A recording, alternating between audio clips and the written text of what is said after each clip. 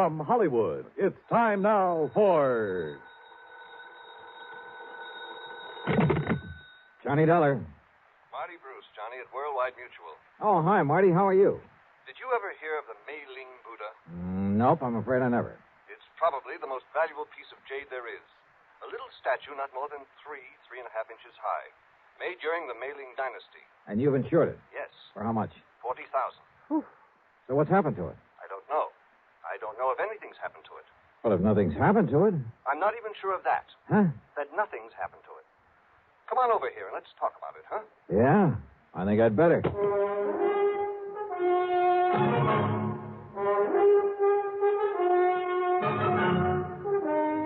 Bob Bailey in the exciting adventures of the man with the action-packed expense account. America's fabulous freelance insurance investigator. Yours truly, Johnny Dollar.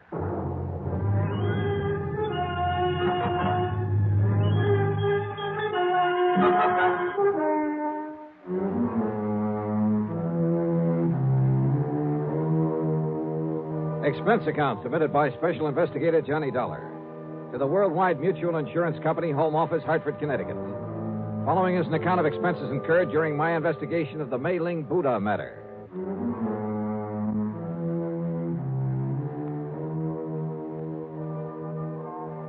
Expense account item 1, $1.10 for a taxi from my little apartment to the office of Worldwide Mutual, where Marty wasted no time in getting to the point. I'd know for sure if it weren't for that knuckle-headed Ray Kermer. Who's he? One of our account men. Got back from a European vacation just this morning. For being so stupid, I ought to fire him.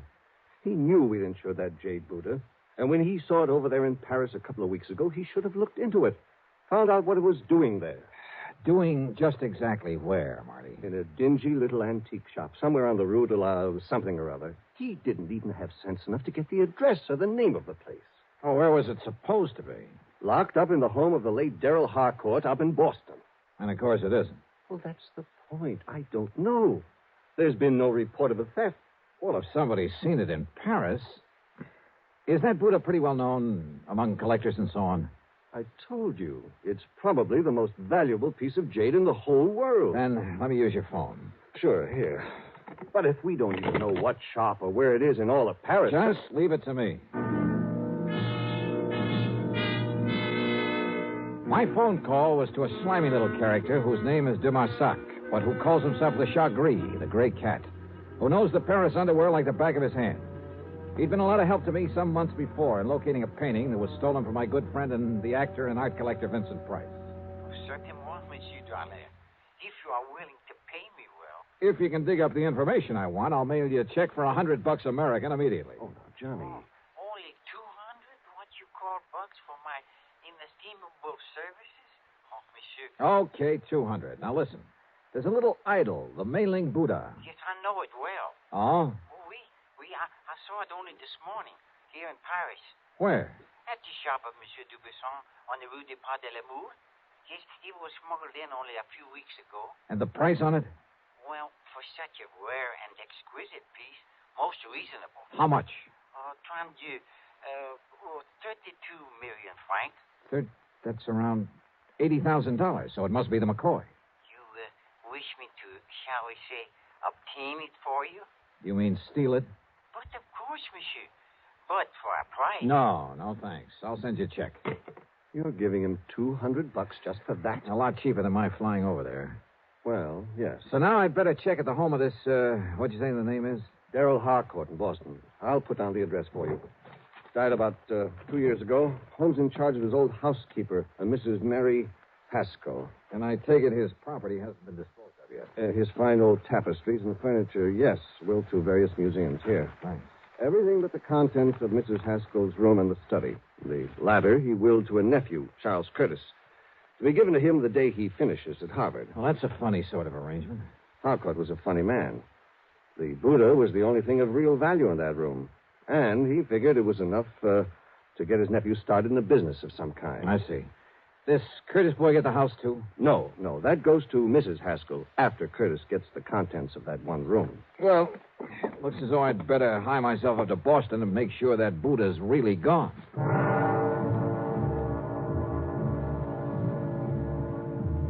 Item 2, the $200 check to my informant in Paris, who was sure he'd seen the Mei-Ling Buddha, was sure it had only arrived there recently. But if so, why hadn't it been reported missing from the home of the late Darrell Harcourt up in Boston? Item 3, $50 deposit on a rental car. When I reached Boston, I headed west on Beacon Street, a couple of miles beyond Kenmore Square, and there on a little side street found the Harcourt home. It wasn't much of a place anymore. The lawn and garden had been neglected, and the building itself was in need of repair. The doorbell was the old-fashioned kind. Yes. Mrs. Haskell, I'm Johnny Dollar, insurance investigator. Oh, of course. Do come in, Mr. Dollar. Rather dismal, desolate, isn't it? You live here all the time? I am responsible for this house until the terms of the will are fully met. That's when Charles Curtis finishes school. Yes. Of course, my own quarters at the back are as tidy as they've always been, and Mr. Harcourt's study is exactly as it was when he passed away. I want to see that study, Mrs. Haskell. Oh, no, Mr. Dollar. It's to be left as it is until Master Charles opens it to claim his inheritance. You're talking about the Mei-Ling Buddha. And the furniture and books and things. How long since you've seen that little jade idol? Why, not since Mr. Harcourt died. I locked the door, and it hasn't been opened since, except that Well, I'm sorry, but I have to look around in there. But, Mr. Dollar... Do you have the key? Of course.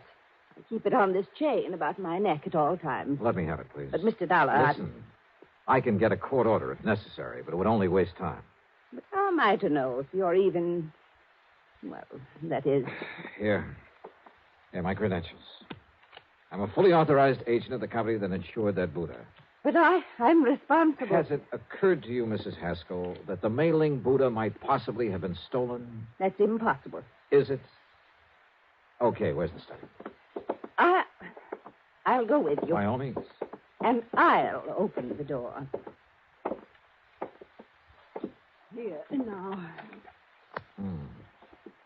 This door looks a couple of inches thick. Just like the one to the library, where Mr. Harcourt kept all his lovely tapestries. Oh, dear, look at all that dust. Dust is right. It was on everything. The accumulation of a couple of years. On the desk, the chairs, the oaken floor, bookshelves, and tables. The room was dark and gloomy. Yes. It looks just the same, except for all this horrible dust. But as I told you, Mr. Dollar, this is the first time the door has been opened. Yeah. Now, where is the... Oops. Oh, I hope you didn't hurt yourself. No, I just didn't see it. But he always insisted on keeping the electric fan on that little table next to the door. Yeah. Now, where's the Buddha? In the little wooden casket on the desk. Now, let's see.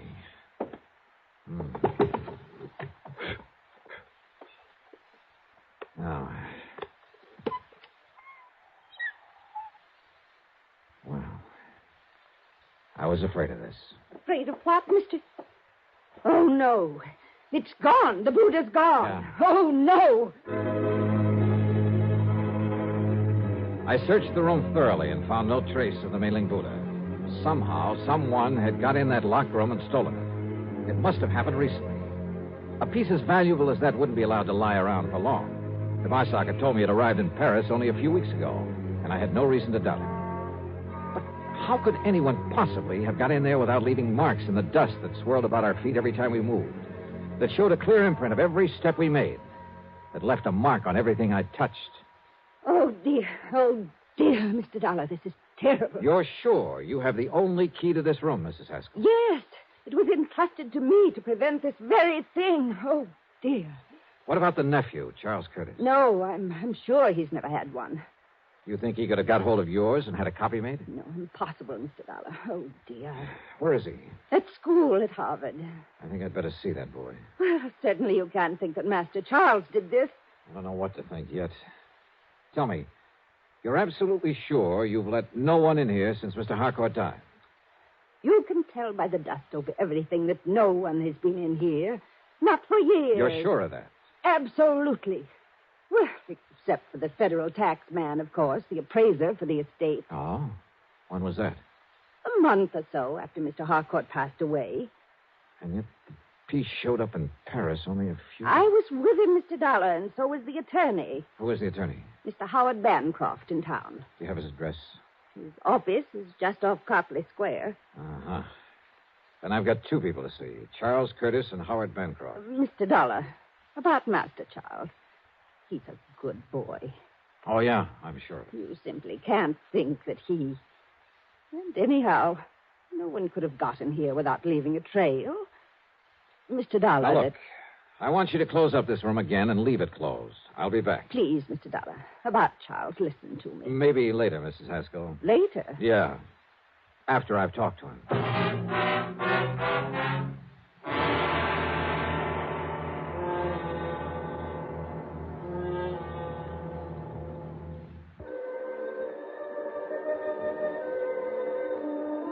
One thing puzzled me. If young Charles Curtis did steal the Buddha, why did he do it? After a few months more at Harvard, he'd get it anyway.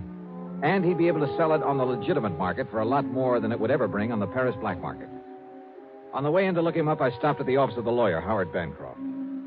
I can't believe it, Mr. Dollar. Well, the fact remains, Mr. Bancroft, that the Buddha's not only missing from the Harcourt home, but has turned up in Paris. But the only person who had access to that room was Mrs. Haskell, in accordance with Mr. Harcourt's wishes. That room hasn't been entered for years, until today. And yet, if the Buddha has shown up only recently... I'm afraid I don't follow you, sir. Mr. Harcourt willed it to his nephew, didn't he? That's right. Charles Curtis, when he finishes school. And he willed the house to Mrs. Haskell, didn't he? Yes, and it will be little enough reward for her years of service to him. How do you mean? Mr. Harcourt paid her very little during all those years. She, and I too, quite frankly, felt she was entitled to a great deal more. You see, his really valuable things, the collection of tapestries, he willed to various museums. So I understood. They were kept in an hermetically sealed room, the library. Hermetically sealed? Practically. Didn't you notice the tremendous doors on the study and library, the sealed windows? Then how could any dust... What? About Charles Curtis, Mr. Bancroft. Admirable young man. In addition to the money his uncle always gave him, his own family is very wealthy, you know. No, I didn't know. Yes. They've given him everything he wants, and it hasn't spoiled him a bit. Even during college? He's an excellent, hard-working student. He's going to be a lawyer, Mr. Dollar, and he'll be a good one. And maybe my thinking about him has been wrong. Oh, definitely. Why, Mr. Dollar, he's planned to donate the Mei-Ling Buddha to a museum when it comes into his possession. So you see... It's just that after handling more or less straight insurance cases for so many years, I almost instinctively suspect anyone close to the problem at hand. In this case, young Charles Curtis. Even Mrs. Haskell. Maybe even you. I beg your pardon. But I guess I'd better just shake the dust out of my brain and tackle this as a plain, ordinary... Wait a minute. Dust. Eh? It's a little matter of dust that really has me stopped. It makes it impossible for that room to have been entered since... Tapestries, you said. I mentioned them. Of course. How blind can I be? Eh? Look, you better get ready for some legal action on behalf of your client, the late Mr. Darrell Harcourt. What? I'm going to play a hunch, Mr. Bancroft. Maybe it's all wrong. Maybe it's crazy. But I'm going to play it to the hilt.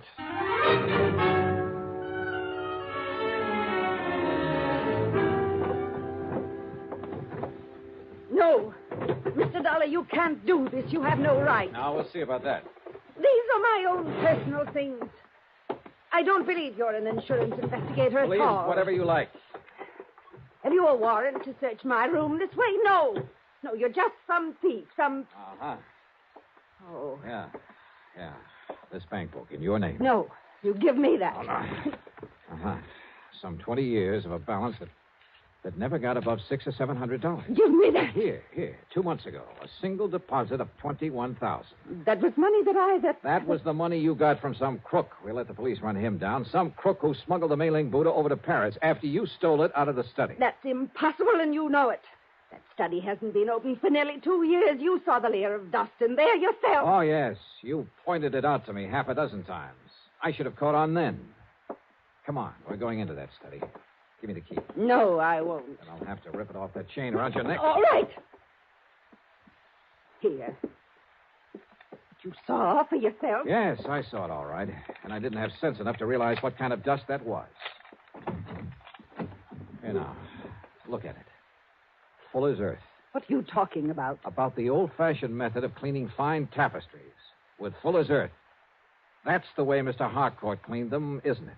What difference does that make? And there's probably a supply of it down in the cellar somewhere that he always kept on hand. What if there is? That doesn't prove anything. Yeah, I was blind. Blind as a bat when I knocked over this electric fan that didn't have any dust on it. Because it's what you use to spread the dust. The fine particles of Fuller's Earth all over this room. A little sackful, maybe, held in front of the fan. Now, listen. And it left proof, apparently, that nobody'd been in here for a couple of years. Yeah, it had me fooled. But not anymore. Better get your coat, Mrs. Haskell. No.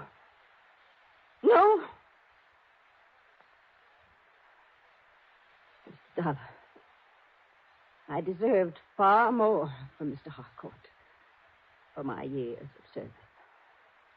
And of watching him squander his money on the idol tapestries. And on that nephew who had money of his own. Now I have money. Plenty. Plenty, Mr. Dollar. More than I need. I'm an old woman. But you're young. Perhaps you could use some of it. Perhaps $10,000 or $12,000. You'll have to think of a better way out than that, Mrs. Haskell. Please. And you know something? I have a notion you're going to have time to think about a lot of things. Plenty of time.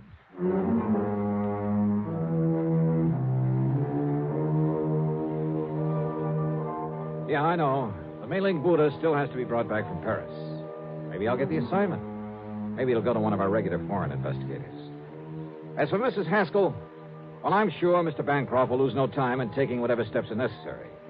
So, expense account total, including mileage on my rental car and a few incidentals, well, call it $300 even. Yours truly, Johnny Dollar.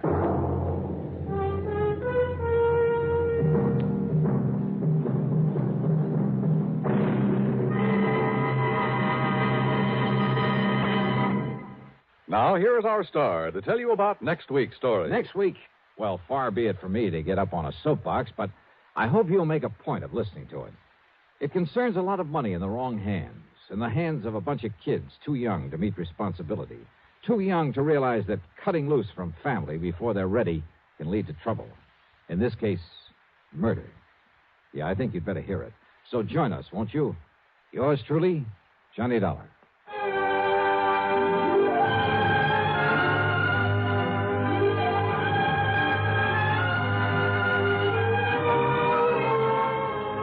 Yours truly, Johnny Dollar, starring Bob Bailey, originates in Hollywood and is written, produced, and directed by Jack Johnstone. Heard in our cast were Virginia Gregg, Paul Duboff, Will Wright, and Forrest Lewis. Be sure to join us next week, same time and station, for another exciting story of yours truly, Johnny Dollar.